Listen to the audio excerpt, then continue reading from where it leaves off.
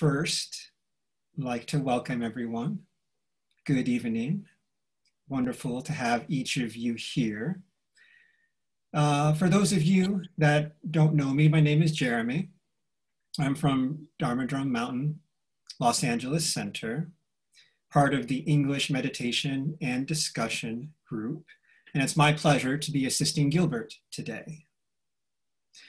The lecture topic in this 6-part series is Development of Chan from the Beginning, with this talk focusing on fundamental principles of the Mahayana Chan practice.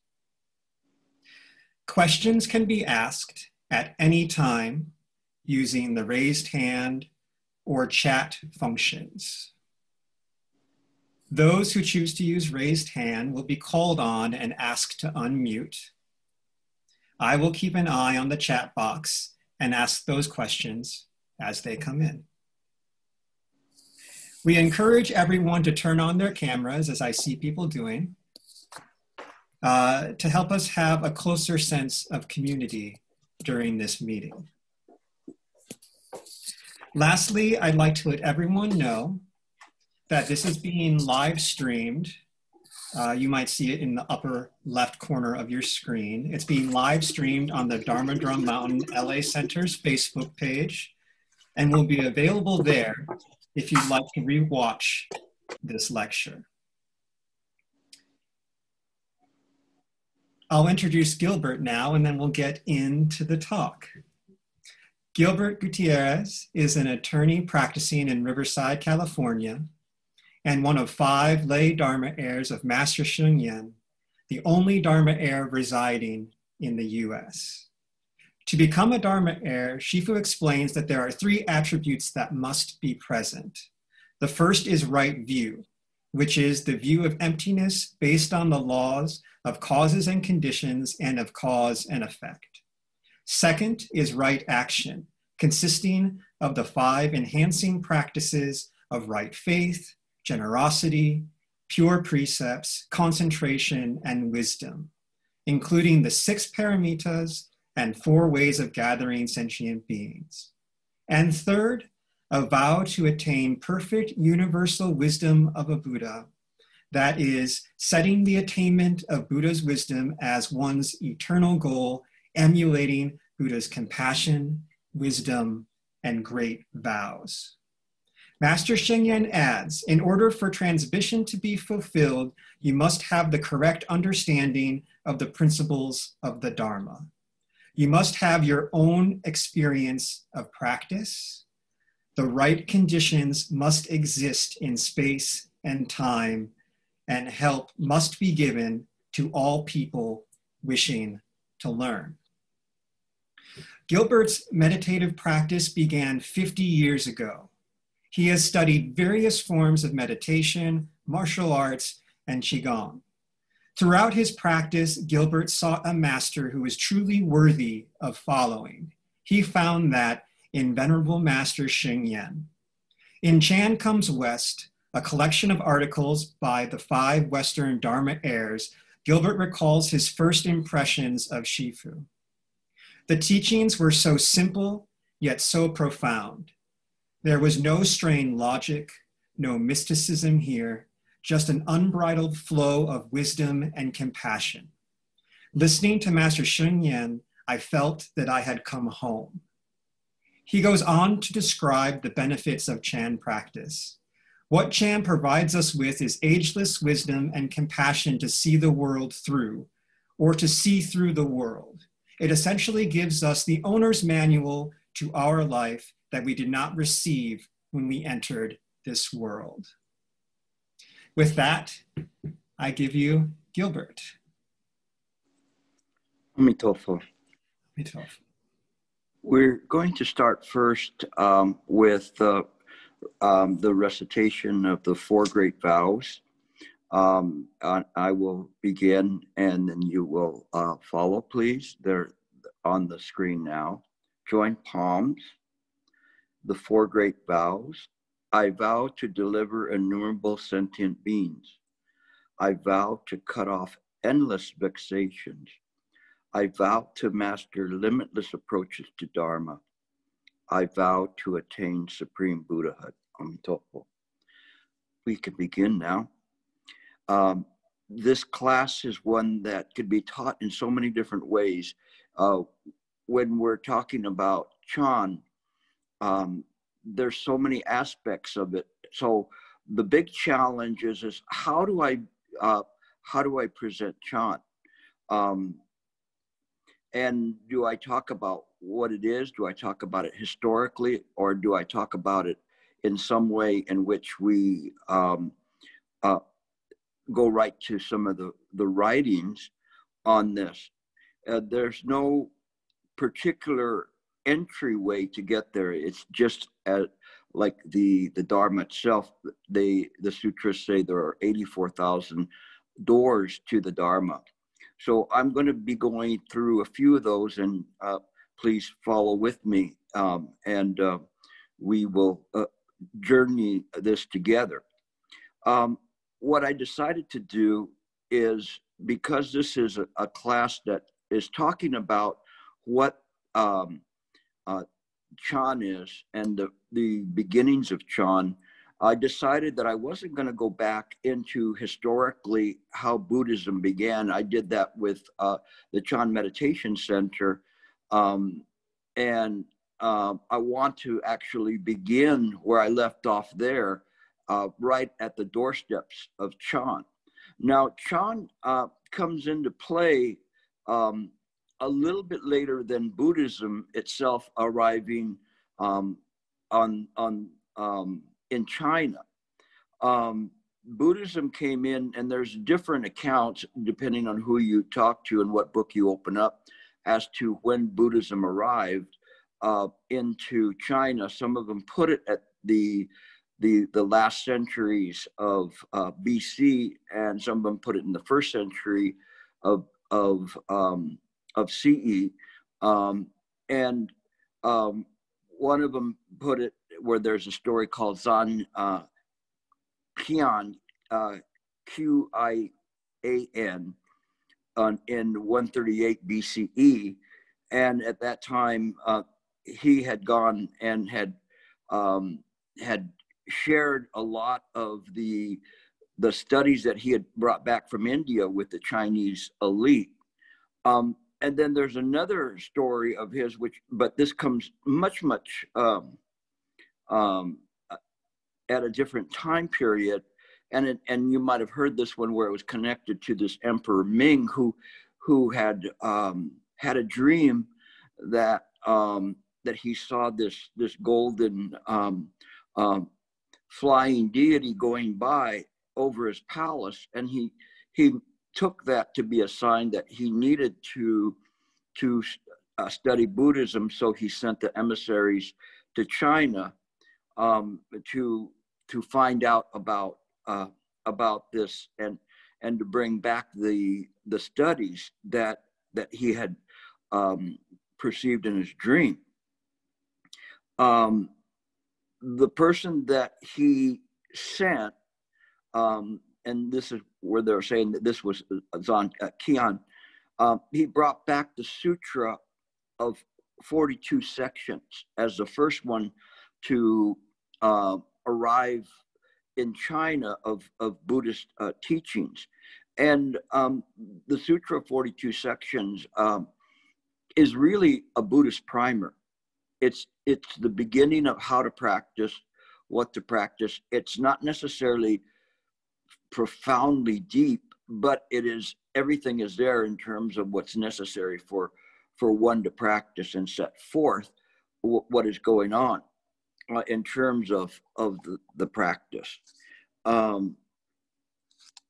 There is another account of a Buddhist by the name of Lu Ying, and showing the first Buddhist presence in China. Again, there's different historians, and they some of them have different accounts as to what they think.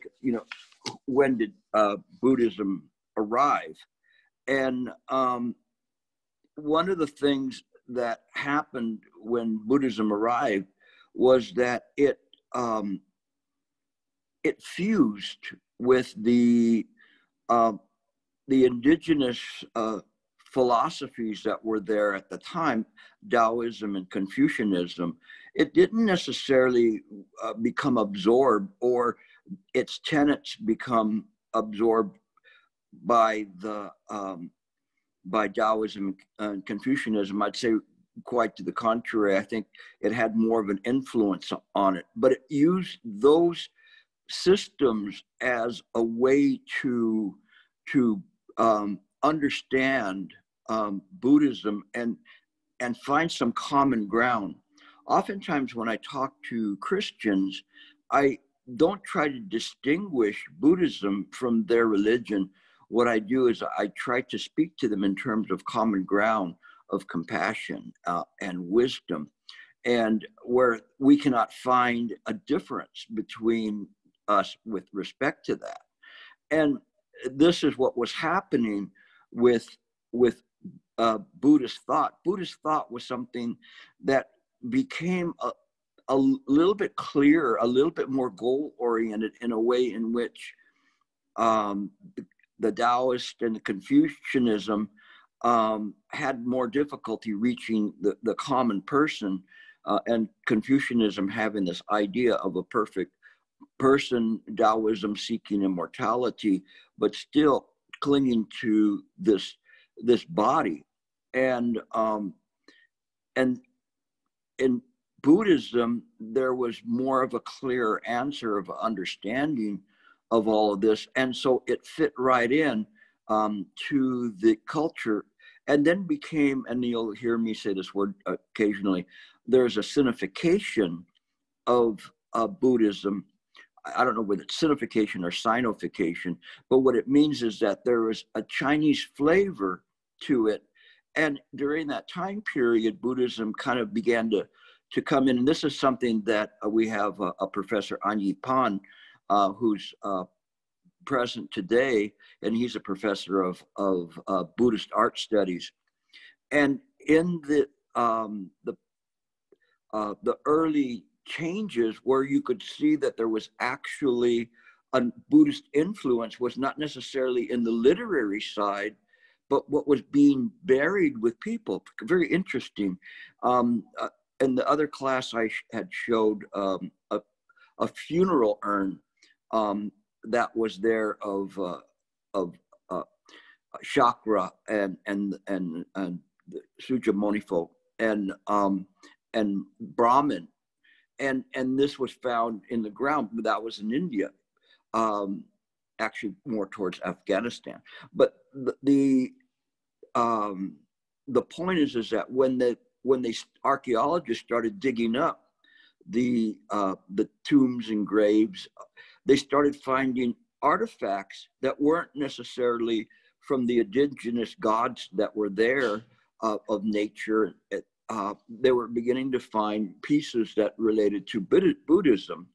And so then they started finding that this was in the first century, second century, that now we know that Buddhism was here because they could see that there was a belief system and that people were burying themselves with these cultural artifacts now of Chinese preparation, but with the influence of Buddhism. So we start seeing this coming in, and as we see that, we begin to understand that there. And let me read a little bit here in terms of it. And this said, the images of Buddha and Buddhist scenes decorate tombs, funerary jars, and auspicious objects as so-called money trees and mirrors in the Eastern Han, and that was 25 to 20. And the Wu Kingdom 222 to 280, and then Western Jin 265 to 316.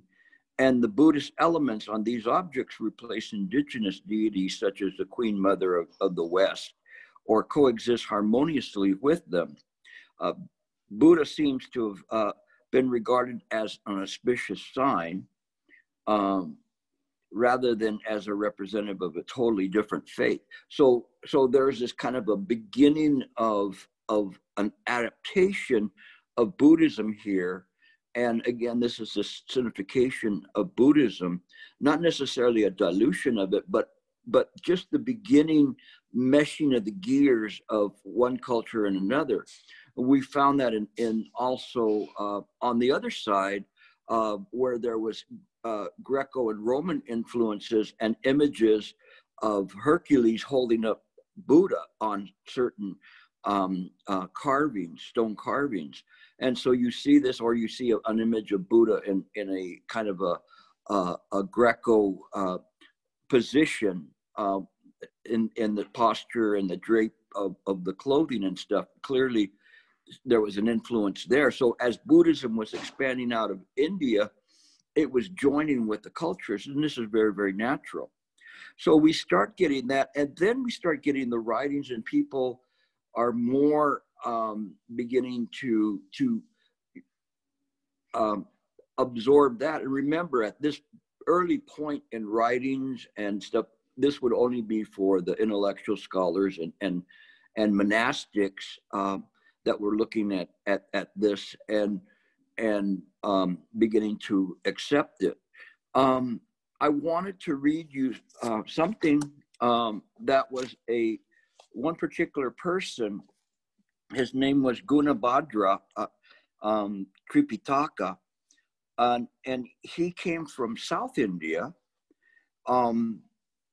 and he was known as Mahayana, and this is during the mid 5th century, 424 to 554, and he came to Guangzhou,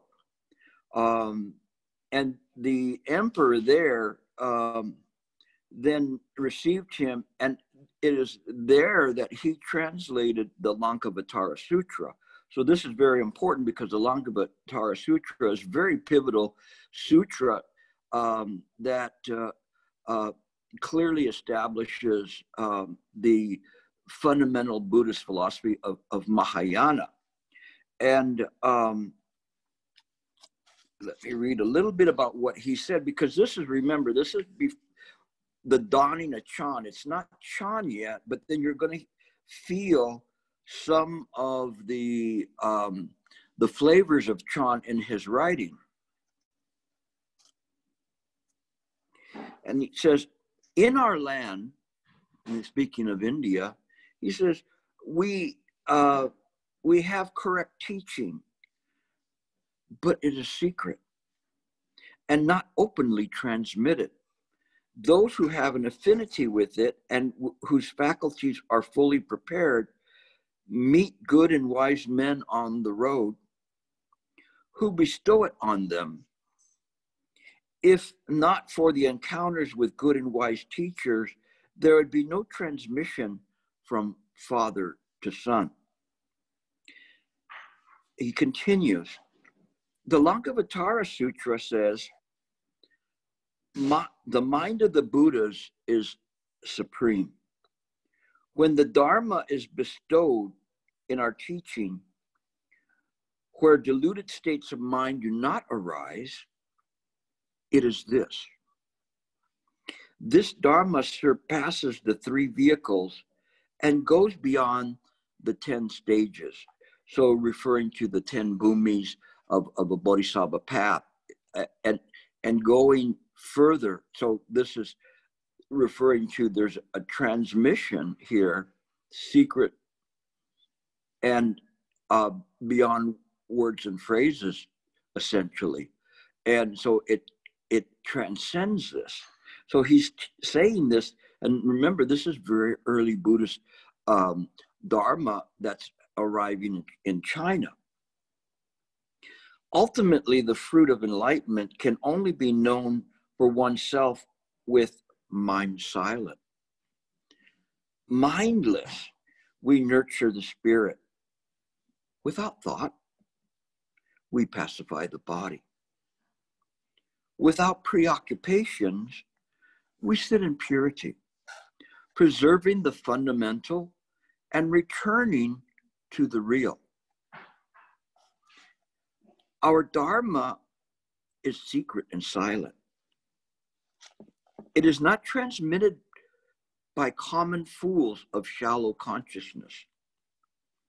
Only people rich in merit and virtue can receive it and carry it out. If you do not understand, if you are not liberated, the sixth consciousness possess the seventh and the eighth. Now he's already talking here about the Madhyamika school and Yogacara. And so you imagine you're reading this for the first time. It's as if you're just a beginner in Buddhism, and some of you may be beginning Buddhism. You say, what is he talking about? These consciousness, what are these consciousness? Then you have to look it up to find out. No, but he's saying this and saying it as a matter of fact, but it's actually presenting very deep and profound Dharma, incredible Dharma. But it's something that needs to be absorbed. And imagine hearing this or reading this 1,500 years ago. What an impact it is. But you're reading something and you're going, this is really good, but I don't understand what it means, which is my first impression when I started reading the Diamond Sutra was exactly the same way. This sounds profound, but I don't know why it's profound. I have no idea, but it's something worthy of practice. I will not get bogged down into discussing the consciousness, the sixth, seventh, and eighth. I could stay there for a couple of hours, just giving you a beginning introduction to that. Some of you have already heard me talk about that. But when he's talking about that, for those of you who've heard me from before, when he talks about the sixth consciousness possess the seventh and the eighth, when it's turned around and seen clearly, that is when the imaginary tiger devours the magician. So he says, if you do understand, if you are liberated, the eighth consciousness is without the sixth and the seventh. That is where the magician is devoured. And essentially, this is the self-absorption of mind. Those who intend to be Buddhas should first learn to pacify mind. Before mind is pacified, even good things are not good, so much worse for evil. When mind becomes peaceful and still, neither good nor evil has any basis. The Huayan Sutra says, and I think when he's saying Huayan here, he's referring to the Flower Adornment Sutra. Phenomena do not see each other. This is very deep again. This is very, very deep when we're saying, that this is something in which when we look at this and we say, a master said that to a student, and the student said, but Shifu, I see you, you're right there. And the Shifu says, but I don't see you. How is this? This requires contemplation to understand this. This is Chan. This goes beyond the words. There's nobody in Chan that can sit you down and tell you what Chan is. So he says, phenomena do not see each other. Phenomena do not know each other. So again, this is coming to the pivotal part of that there is this emptiness here. And that emptiness permeates everything, and everything in the samsaric world is, in this phenomenal world, is transient, constantly changing. It's impermanent. It cannot serve as a basis for the establishment of anything. It is just simply appearing within the mind. This is fundamental Buddhism. Since coming to this country, I have not even seen people who cultivate the path, much less anyone who has pacified their mind.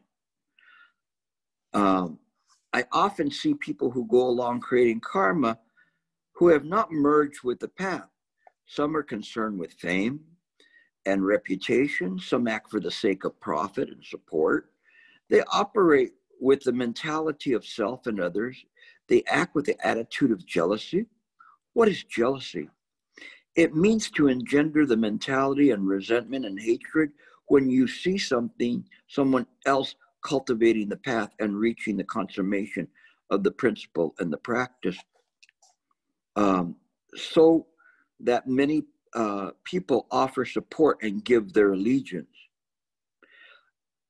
This happens a lot, unfortunately, as people begin to progress. Other people get jealous and say, why is that person doing that? That person's not anything special. And they're right, except the person who has made this advance understands that they're not special. They're not distinguishing themselves. It's the other person's mind that's moving and saying that this person is special. And then I just want to read a little bit more because I don't want to get bogged down here, but this is a really good way of opening. And it's saying that, and then he's talking about cause and condition. If you do not irrigate the karmic field with the water of desire, if you do not plant the seeds of consciousness there, this is called the Dharma practice. So this is very important because what it's saying is that one is mindful, presently aware of each and everything that is happening via body, speech, and mind. This is not creating an environment for a fertile environment for karma to happen. You're creating a fertile environment for the practice. Cause and conditions never fail. And so this is right here and it's immediate. And Gunabhadra is giving a very excellent explanation in a simple way, albeit it's still very profound, but he's giving it in a way where people can at least begin to fathom what is being said and the consequences of not following the practice. And then he says, just now I spoke of pacifying the mind. In brief, there are 4 kinds of mentality. The first mentality turns away from the truth. I don't want to hear it. I don't want to hear it. It was like somebody says, Buddha loves you. I don't want to hear it. I don't want to hear it. I just, if you do this, it's going to happen. No, I don't want to hear it. They turn away from the truth. Second is the mentality that turns towards the truth. Really? You think? But I'm not really sure, but it makes sense. So they're turning towards the truth now. And it says, this means loathing birth and death and seeking nirvana and going towards stillness. Saying, I want to practice. So they call this Shravaka mentality. Shravaka meaning sound hearer.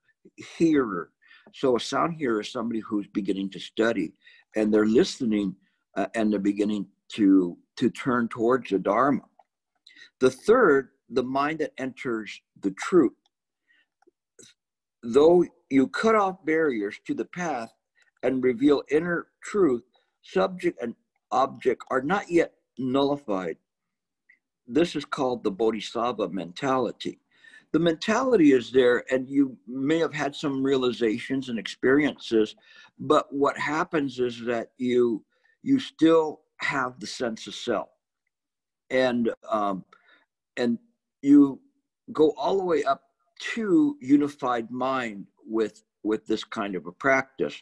I've talked about unified mind many, many times. And the unified mind is the sense of what Shifu said, you replace the little self with the big self. And when you do that, then everything seems to belong and interconnected with everything else, which it is, and you see that. But the problem is that when you see something like that, it is a trap, because you're still within that samsaric existence. You just expanded the notion of consciousness to include everything. And this interconnectivity is there, but we cannot see that the entire fabric of this net that we built, where everything is connected and reflecting everything else, is an illusion. It's a fabrication. It belongs to mind. It is constantly changing. And because we cannot see that, and more importantly, as the Queen Sharmala's Devi Lion's Roar Sutra says, is this, we do not see the nescient entrenchment of this fundamental ignorance. And this fundamental ignorance is what keeps us coming back, because we can't see that there's no self there. And that we as long as we have a sense of self, we have a sense of subject and object. Even if the subject and object have now moved into a unified state, there's still, nevertheless, the idea of a sense of self. And we should not say that there is no self. We should say it's not self, because we don't have to negate self. Self belongs to the samsaric world. But we don't negate that. We just say that's not you. Just like in the Shurangama Sutra, when Ananda finally got to the point and he was saying, and he's coming to Sujamoni Shakyamuni Buddha and saying, I see it's in this way, it is what sees it. And then the Buddha shouted at him, Ananda, that's not your mind. And it shocked Ananda. And it is this point, this shocking, that's there, and it's reflected even in the Maha Paramita Sutra, where it talks about appearances that they're just appearances, but it constantly is coming back to a refrain of calming the people down, saying, don't be afraid. Don't be afraid. Don't be worried about this. You know, you'll be okay. You know, you have to be vigilant about this. Don't let the self arise and scare you away. It was very interesting because a very long time ago, some of my students went with me to a retreat, and they had a very good retreat, and they were there and in the office area, and they were looking at books, and Master Shen Yen came in, and they had such deep respect for him, especially after coming to the retreat.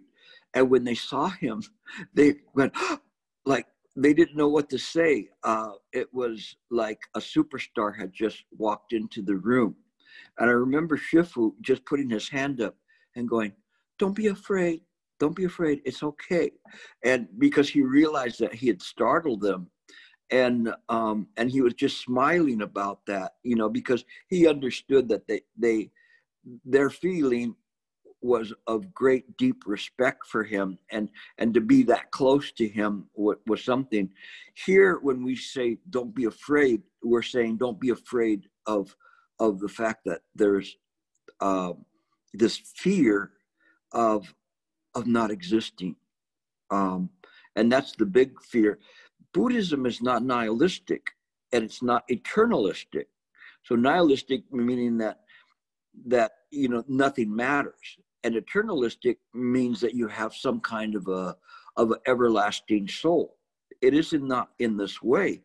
Everything points to mind, and this is the fundamental part of mind, is that it is a I'm sorry for a moment. I have to, my battery's dying on something.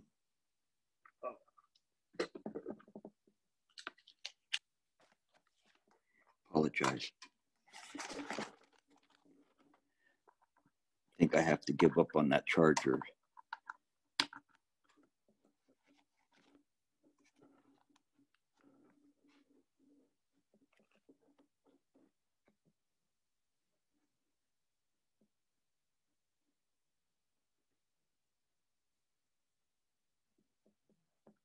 I'm back. Okay. I'm sorry.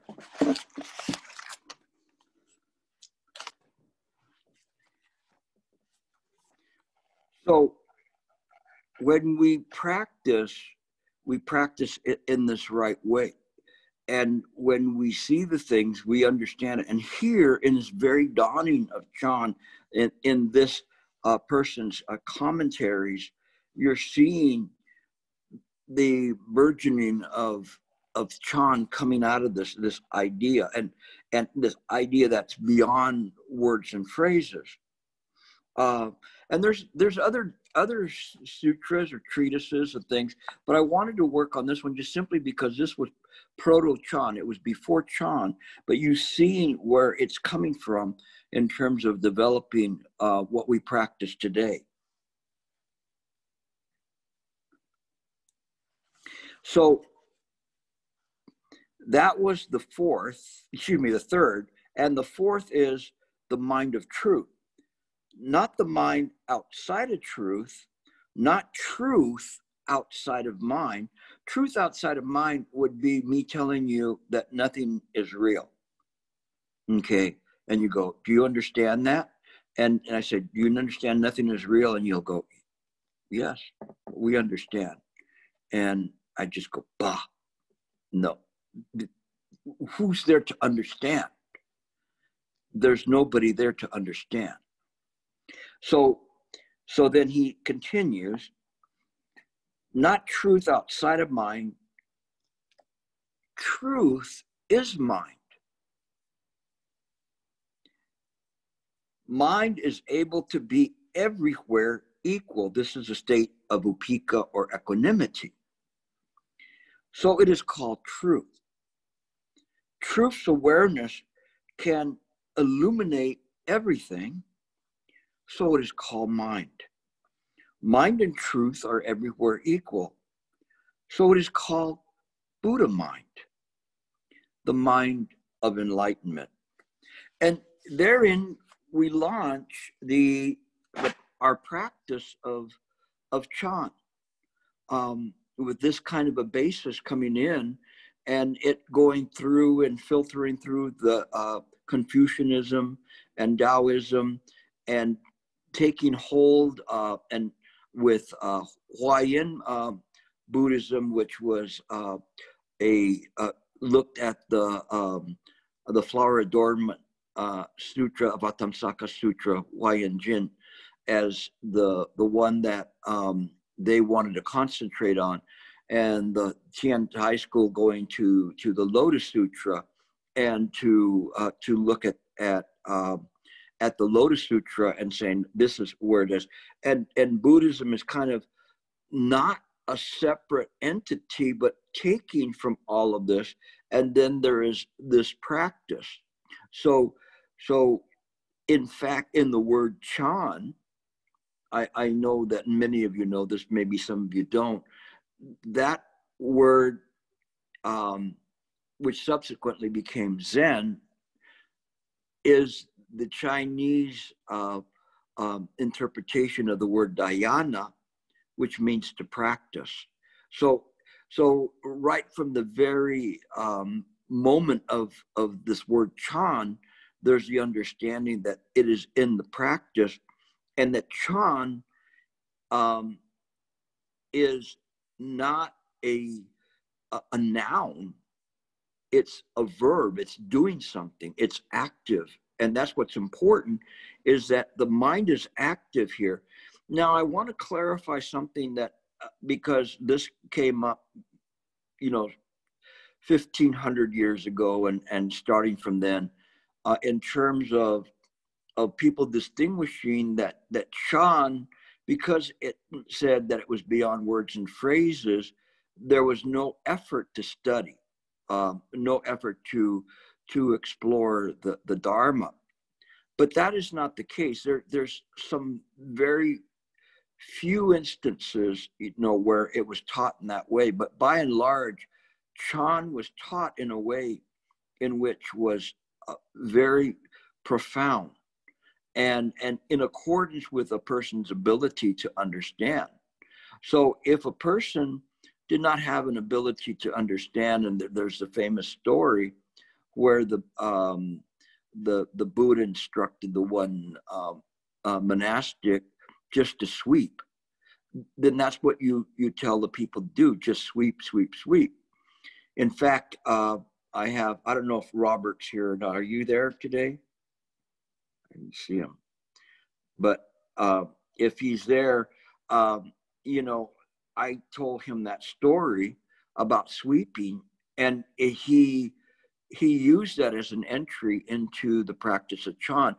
So he understood it was beyond words and phrases. There was just this act of doing, and everything that he encountered, he applied the sweeping to. Just sweep, sweep, sweep.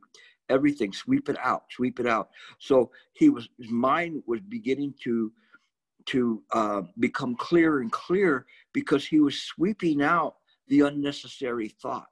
It didn't mean that he was not productive. He was more productive because he swept out what didn't need to be there in that present moment. And it clarified his mind very, very quickly.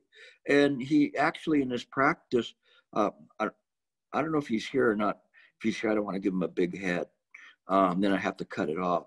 But the thing is that he practiced so well in this way, because it was the sincerity of his practice that made the difference. That's critical, that you have to have a very, very sincere practice to do this. And that's what he did. And he had the faith in what I was saying. And somehow that story that I told and what had happened was something that was very, very profound to him. And it changed the way that he practiced completely. All of a sudden, his questions that he was asking were no longer the questions of a novice, but somebody of a very high level practitioner. And you could tell the difference, that there was not a presence of pompousness or intellectualism in his questions. It was something that you could see where he was going. And sometimes it's that way, you know, and you get to, when you're communicating with people, communicating with one student that's having some experiences right now. And I just pull her away from the words. And then she said, oh, it's this and this. I just say, woo. And then she'd say this, I say, woo. And then she says, woo. And then I just put 2 underscores. And she puts 2 underscores. And I put 1 underscore and just a dot, just a period. Just let it go. Let it all go. And it's just in this way. So we don't even hold on to the woo. We don't hold on to the 8th consciousness and make it the 9th consciousness. We don't hold on to anything. We just let it go. When I was a young boy and I was swimming, I loved to go to the public swimming pool and swim. And I was this little tiny skinny thing that was there. And I would go into the deep end and I'd hold on to the side. And as long as I could stay close to the side, I was okay. And then I started swimming, and then I got used to swimming in the deep end. And I became comfortable with that, of just like letting go of the coping on the pool and just letting yourself drift. And this is when you meditate. This is how you meditate. You have to let go of the side of the pool. Let yourself just go into the ocean. Trust that the ocean will I was going to say, will not devour you, but I'd be a liar. It will devour your illusory self. You will still be there, but not in the impression of yourself, but mind. But you have to have the trust to let go. And so if you do that, then you can get to this 4th stage. So that's what's very, very important with that. So like I had mentioned to you, I wanted to give you some history. I want to give you doctrine, and I want to give you practice. So I'm mixing this all together So it may seem, well, I'm jumping around, but not really, because in Chan, it's very easy. You know, if you want to do that, it's just like jumping into a pool. Wherever you jump, you're going to hit water. So here, wherever you're at, wherever you dig, you're going to hit some ore, gold ore, and you would just are destined to do that if you put your mind in the right place, just like Gunabhadra was saying. Now, back to setting the stage for this class on Chan. There are three major periods of Chan. The first one is the legendary Chan, which would incorporate the practice of the patriarchs from Bodhidharma all the way to Hogan come on. I wanted to say Shen Shu, but Hui Ning, because Shen Shu and Hui Ning at some point in time were both the sixth patriarch, but that's a story a little bit further down the road that we'll get to. And this legendary period ran from about the 5th century to about the middle, a little bit farther on, of the 8th century. And so there was an establishment of the dharmas and a forming of the principles that began to become Chan and the practices of Chan, and kind of an alignment of what were the sutras that one would follow.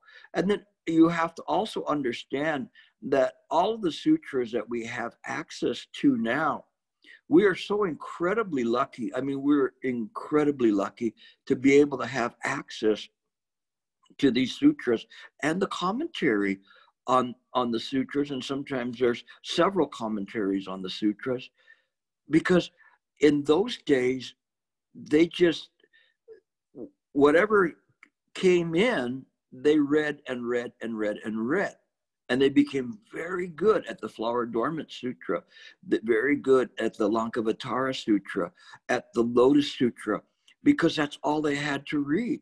And then if something else came in, then they could read it in wherever the emperors were, or the centers of knowledge. They may have other scrolls, but these were coming in, and these scrolls in China were echoes of what was happening, or what had happened, and what was said sometimes maybe 800 years before.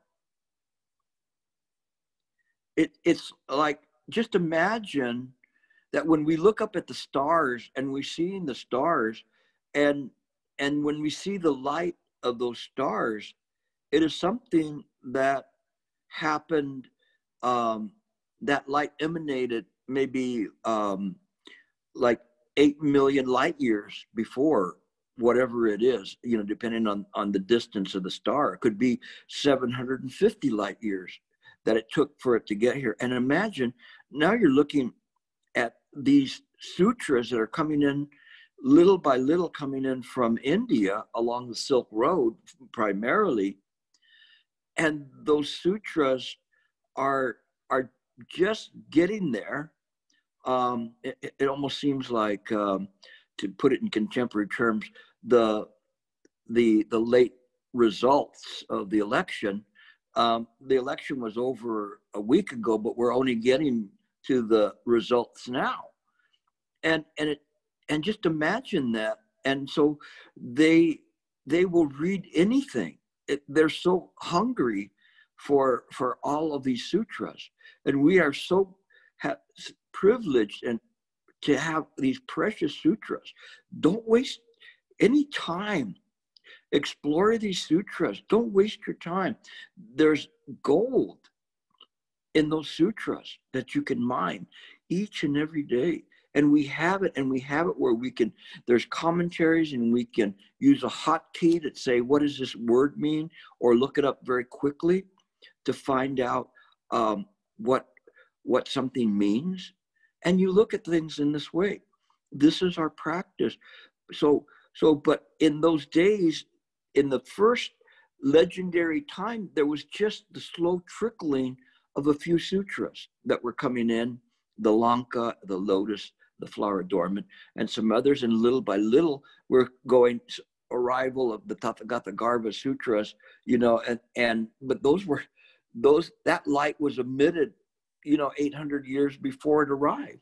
So it's a very interesting thing. It wasn't contemporaneous. They didn't have the internet so they could find out what was going on in India. It took somebody traveling all the way from India over and then having it sit there for who knows how long for it to be translated and verified, authenticated, and whatever else, in order for it to then from there get out and be copied by hand. They didn't have printers then. Copied by hand and then disseminated from there. So we're so privileged to do it, but you have to see the development of Buddhism and Chan in this context. And then we get to the classical period of Chan. And in the classical period of Chan, that happened from around 765 to 950 CE. And in this time period of the classical, then there was more emphasis in studying. There was more information to study, where before people on one mountain may have one scroll, there was access to more information that had come from India. And so they had many scrolls. And as a result of it, there was interpretation of what was written there, because remember, except for Bodhidharma coming in, they did not have teachers up until that point. They didn't have Indian teachers. So it was like somebody who was learning music. They were self-taught primarily based on their interpretation of the scrolls. And so as they're interpreting it, then they begin to understand how things work. So right at that cusp of that time period was where Huining and Shen Shu, the two schools, appeared to be bucking heads, because one of them was looking at it at what we call Subitism. Subitism is the sudden enlightenment, and down for you. This is an important word for you.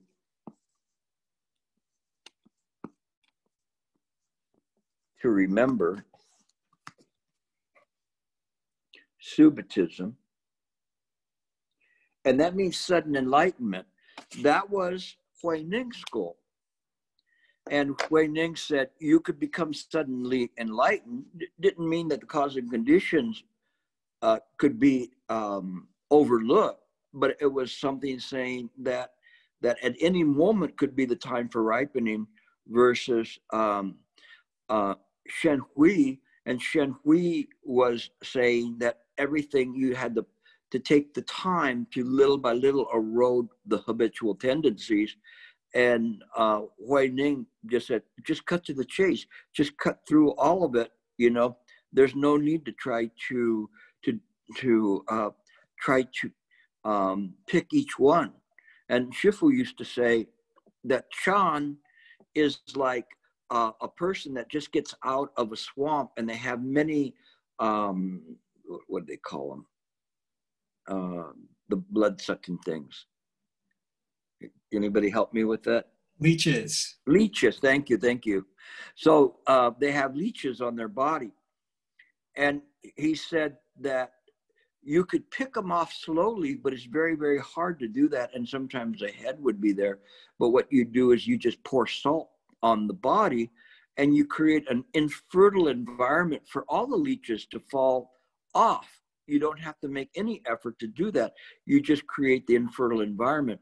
But that to me stuck so much, because I realized what we have to do is create the environment of practice all the time. If we create the environment of practice, causes and conditions never fail. If cause and condition never fail, then what happens is that we are then able to practice without obstructions coming up in our mind that say we better go and see who's winning the Dancing with the Stars or whatever else program that's on. No, and at least this will give you a respite from watching the election results. So you don't think about it while you're practicing. So you create this fertile ground. It's very, very important. Again, this is the fundamentals of Chan. So this is where we went with this.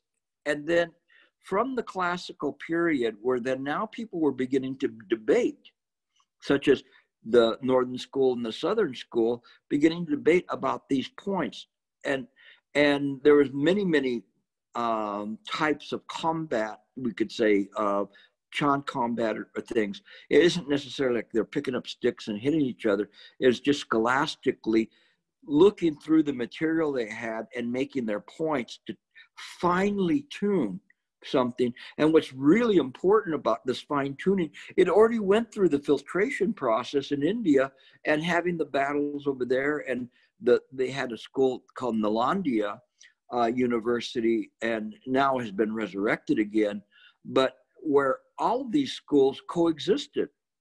As Theravadan school, Mahayana school, all the different subsects, Prasa Sangita, you name it. I'll butcher the names. I can see the printing of them, but I'll butcher the names of them. But in any case, these schools all work together, and they battled each other all the time.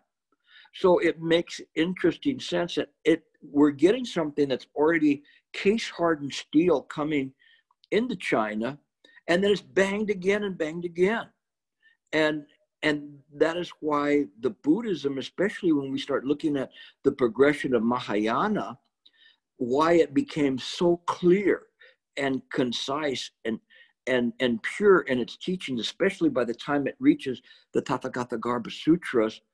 It's amazing, because at that point, the writings are on such a profound level that if you study them sincerely, just reading them, you can gain entry. So the final one, in terms of what we're going to be covering, is called the literary school, and that was from, or a period of Chan, and that was from 950 to 1250. And here we're getting Fa Yin, Ling Qi, Bai Song, and development of the Goan in the 8th century. We're beginning to start to see more prose, poems, and a softening of the practice. And so you have different poems that arise at that time period, Faith and Mind, and many different ones in which come in and begin to give you the feeling of that, to give you a different way of looking at the practice of Chan, not so much as just from the intellectual side of that, but from an artistic aspect of it. And Anyi Pankin could be able to tell us, and perhaps he can share some of the progression of the Buddhist artwork that came up, and how it changed. And so it's very interesting. For instance, it's very interesting that for Maitreya, the Mila folk is always depicted as someone that is very corporally big. But in the early renditions of it in India, he was very, very slender. I always say that when he came to China, he just liked the food. So he kind of became more corpulent in the structure. But it's interesting, because we see that, and we have to understand how that fits, and in terms of understanding the cosmology of Buddhism and the cultural aspect of it, and why certain bodhisattvas and Buddhas are depicted in a particular way, and how people interpreted, whether they were the Tibetans or the Chinese or wherever, you see culturally different interpretations of that. That's where we'll stop. Next week, we're going to start with the elements, the fundamental elements of Mahayana Chan Buddhism, and then link those to the practice and to the sutras that are coming up. And little by little, we'll begin to introduce the patriarchs and the major Chan masters and their writings. But this is a good start to be able to give you an understanding of what Chan is, and where it came from, how it developed. And I really have to thank Gunabhadra for doing that. And it's very interesting because I picked that up about 10 minutes before I got online. And sometimes the practice and the way I present things takes very curious directions. It's kind of like guided in a very esoteric way. And I have faith in mind that to allow myself to be guided in this way, rather than presenting some kind of a structural kind of a show and tell thing. I don't want to do that. I want to make it alive and vibrant for you.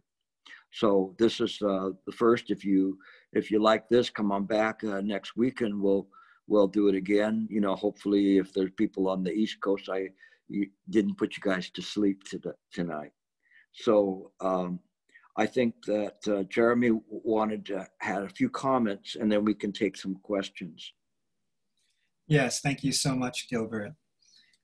Next will be the Q&A section. You can ask questions on everything that you just heard, or also anything on general meditation practice is also welcome. I wanted to mention for those that are following on Facebook Live that you can type questions, comment, those will be relayed here. So if you'd like to ask Gilbert a question, you can all do it that way. And those of you that are here or those that might have come, action, you can end function. I'll ask you to yourself so that you can speak, or you can send a question in the chat, and then I can read it from there. Before we get questions, I just wanted to take a brief moment to thank all of you for attending.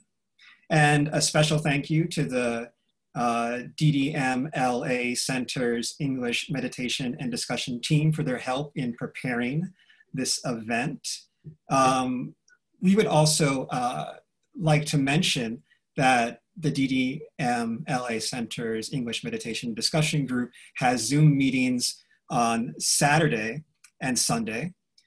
Saturdays is at 9 a.m. and it's a book study meeting, and Sundays is at 10 a.m. and it's a video Dharma talk by Master Sheng Yen that we watch and discuss. So with that, I'd like to open the Q&A, and I will be keeping an eye on the participant list for raised hands. And if anyone would like to send a question via chat, feel free to do so now. Also, a plug for my Monday night class. I have a Monday night that's ongoing one.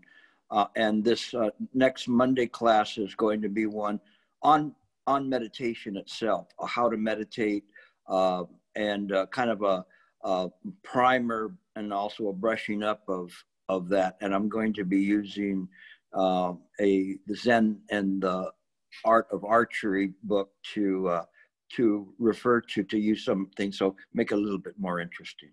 So I'll take questions if there's any.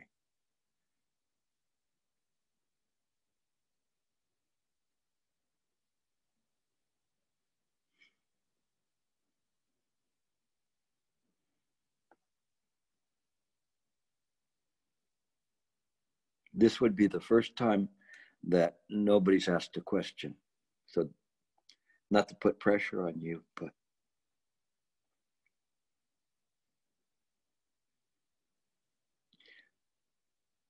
Did you like the format of how I'm presenting this?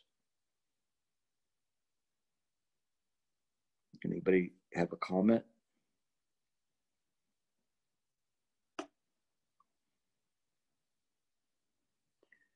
Okay, from Ellen has a question.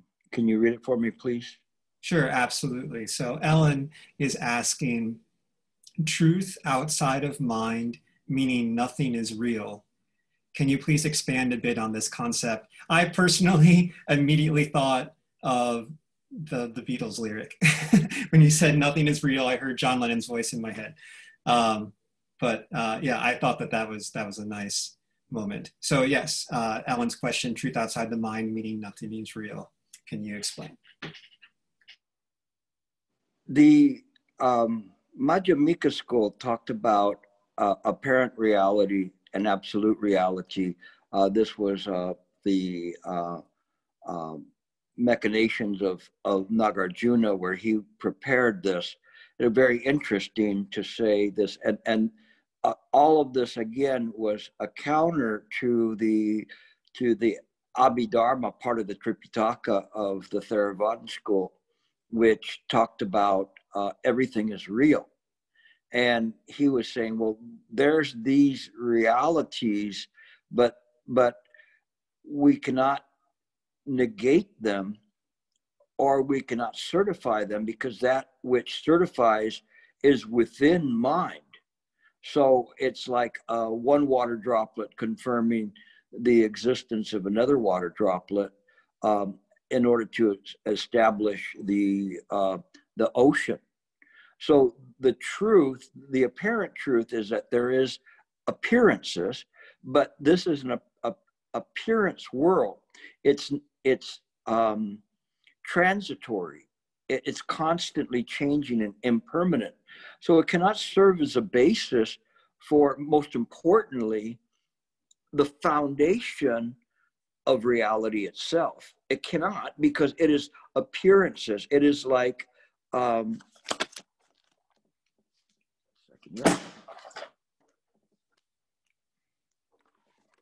if I have a board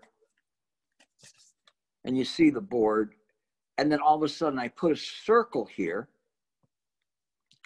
cause and conditions show it's not a great circle, but pay no attention to the white circle. That too is an appearance and an illusion from my lights. And you see this. Can this then, if I make a circle over here or a circle within it, can it support the reality of these? It cannot, because the truth is that it's a transitory appearance. And if it began to say, all of a sudden start shouting at me, yes, I'm here, I exist, all I have to do is do this, I can't hear you anymore. What? I can't hear you. Oh, okay. I still no, you don't exist, because you are an impression on the absolute mind. You are not real. You're a temporary one.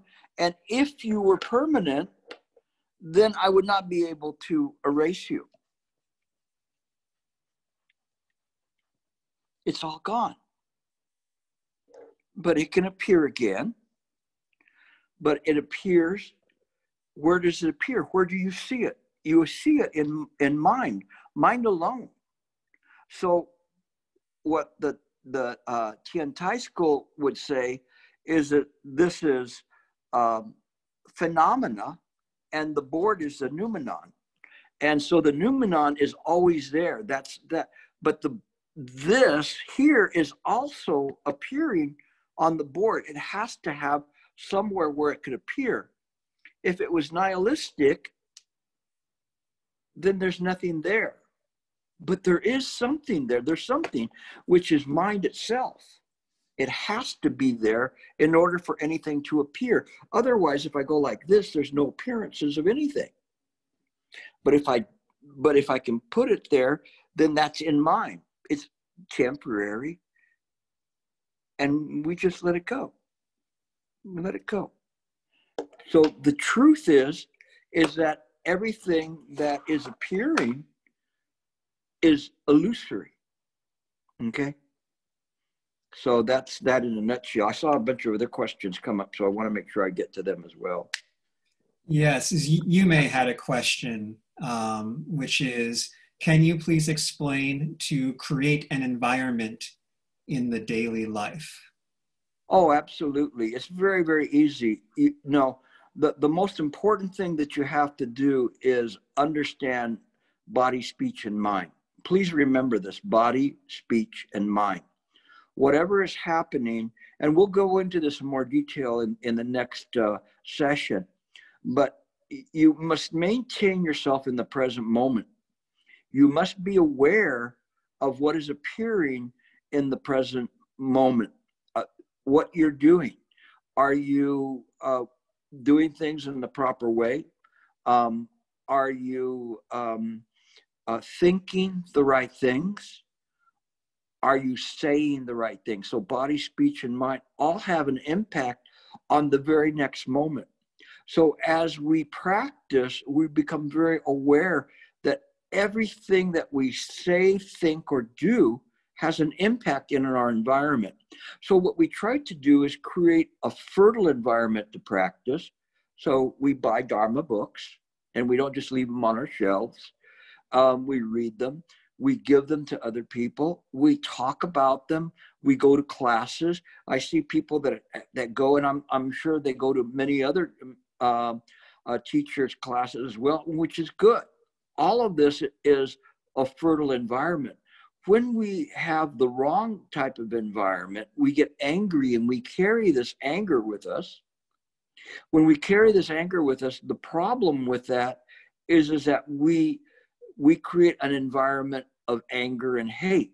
So everything coming into this environment will be dealt with that kind of a mindset or attitude of impatience, of anger. Somebody's trying to calm us down. No, get away from me. I don't want to listen to that. I'm angry. I'm not happy. And so what do we create? What are we projecting? Hatred, anger. You think that people want to be in that environment? So sometimes people come, I had a person come to me and say, the people that I used to have friends, they're not my friends anymore. Why aren't they friends? And I said, do you want me to really tell you the truth, that why you don't have friends? I said, it's not going to be pretty. She said, yeah. Yes. I said, because you're a taker. Everything you do is you take from people, you manipulate them, but you never give them anything back. So the people get tired of being used by you. And that's why they don't want to be around you, because you're not their friend.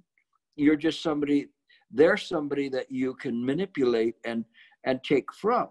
So that's the kind of environment that this person created in their life. And as a result of that, it made it very, very difficult for them to maintain friends. So think where you're at. Look at your house. Look at your relationships. What environment is there?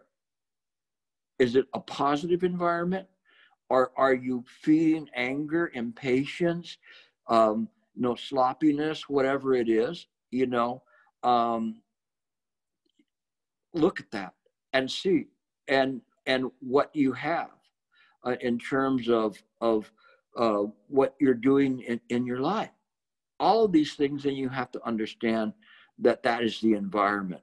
The environment is this present moment.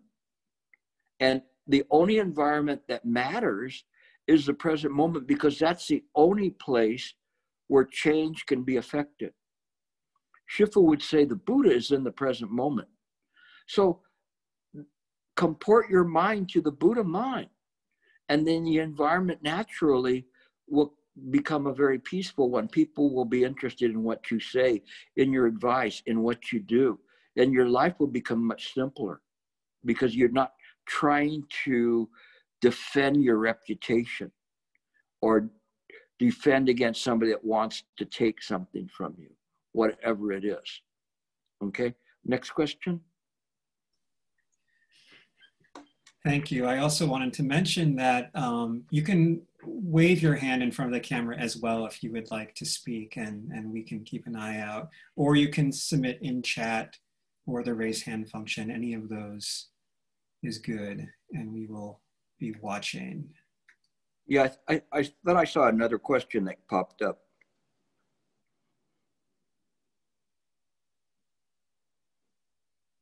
That's why I went through that. There were a few questions regarding specifics of your meditation class on Monday. And someone had already forwarded the link and the passcode. So I hope everyone that was asking about the meditation class had seen that. If not, you can scroll back in the chats and find that information. Yeah, thank you very much, because I'm not really that good with that. And as I'm giving the live thing, it's difficult for me to be going through, and that's why I have to trust on somebody that's there. So go ahead. Oh, sorry. I have a question. It's kind of related to what you were just saying. I don't know if it would, if you had any more thoughts than what you were already sharing on the environment question. But when I was reading in the Chan Comes West book, there was one line that really got my attention, which was, I learned to harmonize with others until such harmonization becomes so natural that I never give it one thought. I thought it was so beautiful. And I realized that as much as, I become more aware personally, what I end up finding so much is in in social environments, I feel tension sometimes because my ideals might be different from people that are around me.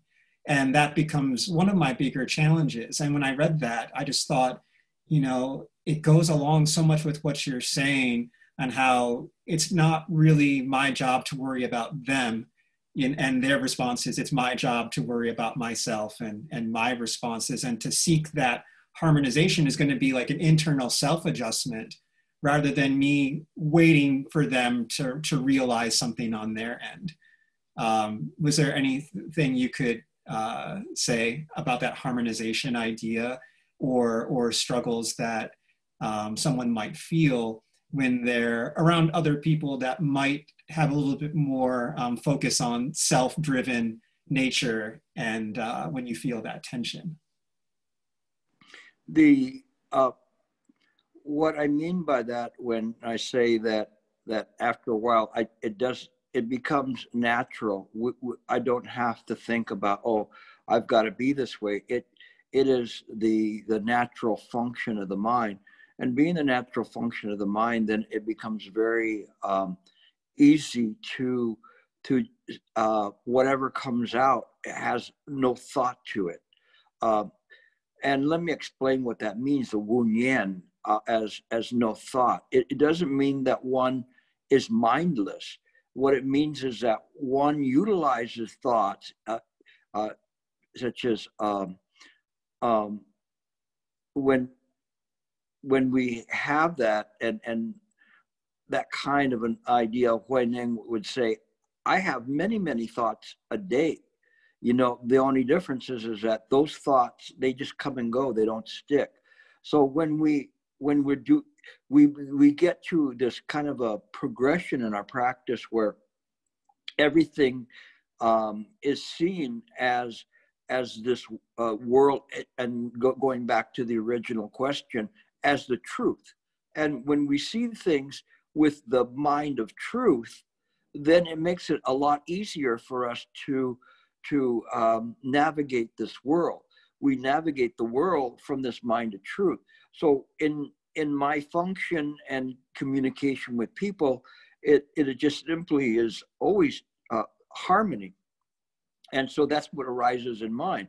But it does take time. It's kind of like an astronaut going up into into space, and you have to get to a point of weightlessness. And then one can also begin to orbit the earth. And that point, there's no more effort needed. One is just simply just orbiting. And so when the mind is in this way, what they talk about upika, or as the Theravadas refer to it, or a state of equanimity, when we have a state of equanimity, then nothing pokes out. And this is very interesting, and it's very much compared to Chinese philosophy of substantial and insubstantial, and this whole idea of even the Tai Chi, yin and the yang, and where there's not any hard corners to anything. It's just a constant flow. And when one sees things as this way, then one can navigate the world in a way in which we have a harmonious result, because we're putting in harmony. And so when we do that, it makes it a lot easier to work with people. So you have to understand the situations, even in the most mundane situations. You have to understand, why did this person say this? What is the high probability that was behind what this person said here? And all of these little minute points that come in. Our problem is because we are so caught up in ourselves, we are not able to examine the environment. When we examine the environment, we can read the environment.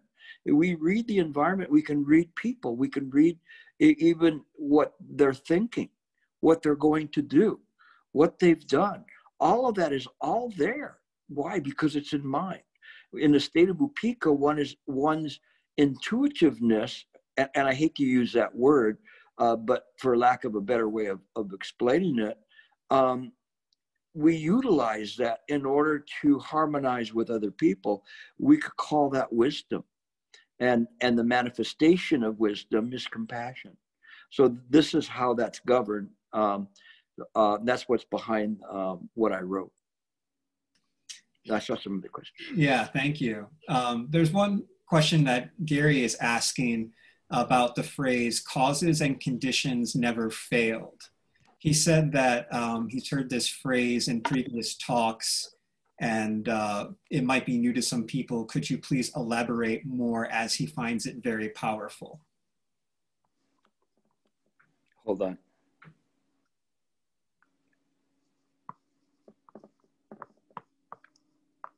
I'm almost running out of space here. You'll hear me say this word.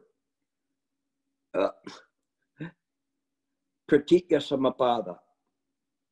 So Pratitya Samapada is very, very important because this is a class that not all of you are familiar with that term. When I say this term, this means causes and conditions never fail. Sariputra, form is not other than emptiness. Emptiness is not other than form. Form is precisely emptiness, and emptiness is precisely form. It is just this way. When we see things, everything is in this way. This emptiness, the fundamental emptiness that we have, the Buddha mind is governed by causes and conditions never fail. It is what Shakyamuni Buddha taught. One of the first things that he taught was the 12 dependent origination. So I invite you to look that up, Google it, and look in Wikipedia and read on the 12 dependent originations. It becomes very, very deep.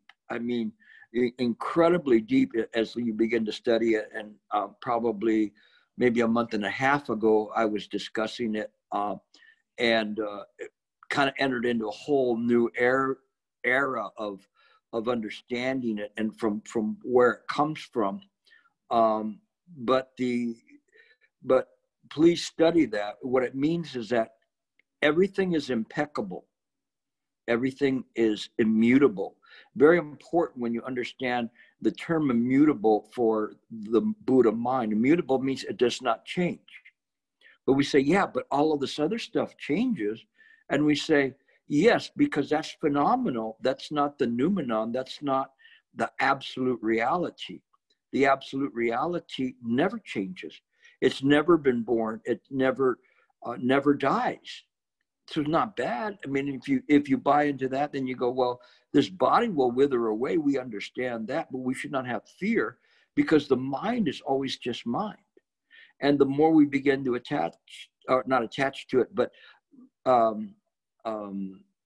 realize that, the more you move to the other side. So sometimes you're straddling between the two of this samsaric realm and absolute mind. And sometimes you can be all the way over into absolute mind. And if you've had a realization or something, you're there. It doesn't mean that you're apart from samsara, but you see samsara completely as an illusion, completely. And it's a very curious world that one sees in this way. But cause and conditions are such that if you practice hard, these things will come to you. But if you do something, if you yell at people, they will yell back at you, or they will hate you, because cause and conditions never fail. Whatever you do, there is an equalization there, and it has to be equalized in everything. And when we see the world in this way, we see lifetime after lifetime after lifetime. I just discussed that we just finished the sutra of the young boy called Inconceivable Radiance. And in this sutra, the Buddha explains the history of this particular, now a Mahabodhisattva, but before was a faulty practitioner, and how he went through karmically the cause and conditions. They never fail. So it's the Buddha explained it in this way, in a story where a person's father had died, and so this young man went to the Buddha and he said, "Please, my father died. Can you bring him back?" And he says, "Sure. Bring me a block of wood and a big stone, and meet me at the lake." So when the townspeople were very curious about this, and they wanted to see some miracle that the Buddha was going to perform. But when the Buddha went there, he said, "Okay, now throw the block of wood into the lake." And so he threw the block of wood, and it's floating. And then he said, "Now throw the rock into the lake." And so he threw it into the lake. And then he said, "Now will with your mind for the stone to rise and the wood to sink." And the boy said, "That's ridiculous." And the people were starting to laugh at him. And he said, "You just made a fool of me. Why would you have me do something like that? That's impossible." And the Buddha said, "Quite so. Likewise, we're governed by our karma. If we have the karma in this way, it's difficult for us to overcome it, because that's what we put in, causes and conditions. They never fail. Things can change, but for such a drastic type of a request, it's not possible under these circumstances. So we become aware of that, but nevertheless we transfer merit to people because it can help mitigate. It's very rare when it can reverse something of a very drastic nature. Sometimes it can, but it takes a very unique person and a sincere person to be able to do it in the right conditions to do that. But this is what we talk about, the cause and condition never fail. Remember, pratika samapada. Okay? Question, John. Can you read that one? Yes, from John. If one is in an environment where people are not interested in understanding about the truth, how should one keep harmonious with others in that environment? Very interesting. I'll say something that it takes time for you to absorb it, because this is something that what Shifu had said as a response to that question. He said, if you find yourself on a pirate ship, become a pirate. And people go, huh? And it's not, the answer to that isn't that easy, but one, it's very difficult for one to be a saint on a pirate ship. We have to harmonize with the people around us. And so we make our best effort to harmonize with them, understanding their limitations are of the ignorance of pratika samappada, causes and conditions, and their inability to understand that they've run away from the truth. And so if we understand the truth, we cannot separate ourselves from that. I once had a student that had written to me, and he said that he was at work and all the men wanted to do was talk about sports and girls and drinking or whatever. And he wasn't interested in that, you know, and so he would put on his headset and listen to Shifu's lectures. And he said, what do you think of my practice? And I wrote him and I said, you know, you've taken a vow to deliver innumerable sentient beings. And how can you do that when you can't even deliver the people in your own office? When do you start? So you start a little bit by little bit, and you begin to change the environment around there. It's natural for those people to do that because that's what their interests are, but you should not discriminate against them simply because that's what they have, because in that discrimination is a pious understanding, which is also a discrimination. It's very destructive to your practice. You open your heart, you realize these people, all of them are Buddhas. You understand that the very mind that they're using is the Buddha mind, even though their flesh is not the flesh of a Buddha, as we saw in the Diamond Sutra. It cannot be known by the 32 marks of the Buddha. So how could a human be known by their own marks? Nevertheless, that which is perceiving the world, even though in an inartful way, is the Buddha mind. So we have respect for our practice, respect for them, even when they are very foul in what they're doing or profane. But we have to move away from the idea of sacred and profane to an idea of harmonizing and utilizing our vow. So when we utilize our vow, little by little, we're able to make changes. But if we just simply put up a barrier there, then we're doing them a disservice because we're not helping them and serving as an example. And we're not helping ourselves because we are not fulfilling our vow. So when we see things in this way, it changes the way that we look at things. That changes everything about our mindset, to the extent that we no longer have a mindset at all. It just happens naturally. It's a very, very good question. And I just remember that about the pirate. I think that's why he said it, because there's such a, huh? What do you mean become a pirate? Aren't pirates like they rape and pillage and murder or whatever? But he wasn't really meaning that. He was meaning that we still belong to that. This is like the Ratna Gotra, which is the clan of the Absolute. We're all the clan of the Absolute. We all have the Buddha mind. We're all deserving of attention and of deliverance. So we should practice in this way. Any last one? I'll take one last one if there's one. Well, I'm glad you guys got going with the questions. You're giving me some concern there for a moment.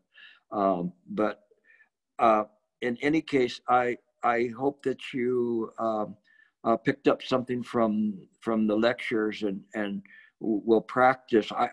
If you keep following this, I think you're going to find a very excellent roadmap in how to practice and a deeper understanding of Chan. The Chan is something that has so many aspects to it. And a lot of times we just really don't understand that. And we've never really taken a class on Chan. You know, we've taken classes on meditation, and maybe we'll hear a sutra here and there, but I don't know of anybody that teaches Chan and say, okay, this is where Chan comes from. This is all the different components of it. But I wish that more people would do that. I wish somebody was there when I was starting out. I had no idea what I needed to practice. I had no idea what book to pick up to practice, and there was no guide there. Shifu's books were there to help, but there was no school or lectures or anything or ways of asking questions, short of just going to the retreats. But hopefully all of that will change. Okay, so I will see you next week. Join your palms. We will bow. Omitofo, send my blessings to you. Keep safe, away from the sickness and the craziness that seems to be permeating our environment right now. Don't contribute to it. See you next week. Omitofo. Please bow to teacher. Thank you, Gilbert. You're welcome. Gilbert. Thank you, Gilbert. Thank you, teacher. Thank you. Thank you. Welcome. Omitofo. Thank Thank you, Gilbert. Thank you. Many blessings. Thank you. Omitofo. Thank you. We'll see you next week. See you next week. Okay.